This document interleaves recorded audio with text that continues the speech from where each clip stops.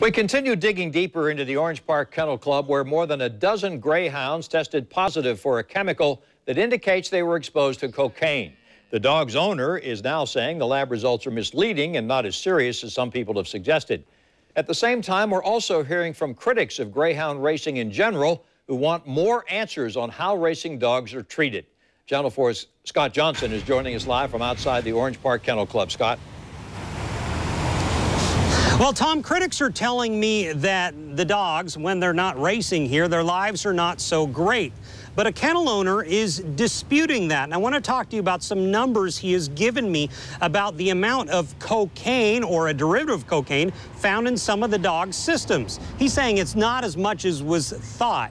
Telling me about if a human was tested for a derivative of cocaine in their body by the feds, 150 nanograms per milliliter would be what they would need at a minimum.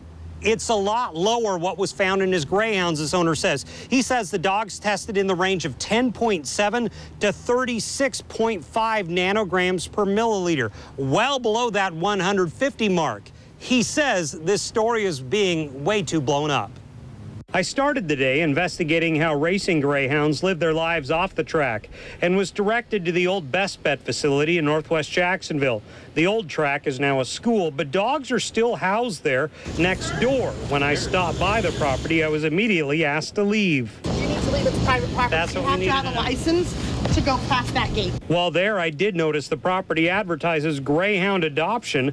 I also reached out to Grey 2K USA, the anti-greyhound racing advocacy group, which tells me typically greyhounds spend most of the day in metal cages at this compound with a few chances to go to the bathroom or race. The confinement greyhounds endure at Orange Park is cruel and inhumane. It's one of the reasons why the humane community is opposed to greyhound racing.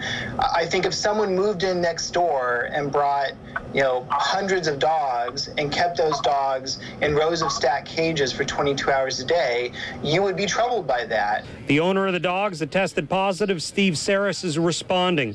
First, to the issue of living conditions. He tells me the dogs are brought out to race more often than Grey 2K USA believes, and he sent me this diagram showing they're transported in crates larger than what a typical pet crate is. Saris also has been emailing me about the cocaine issue, telling me the amount of benzoylecgonine, a chemical offshoot of cocaine, fell well below any federal drug test for humans. He adds, of the 17 positive samples, only 3 dogs won.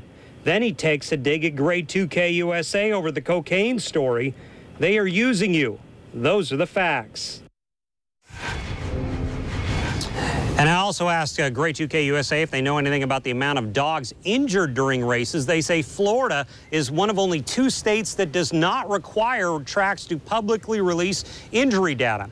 I've also reached out to the Best Bet, their management, to see if they have any response to this. I'm told their management was not available today, but they are working on getting a response. As soon as we get that, we will pass it along to you. We're live in Orange Park. Scott Johnson, Channel 4, the local station.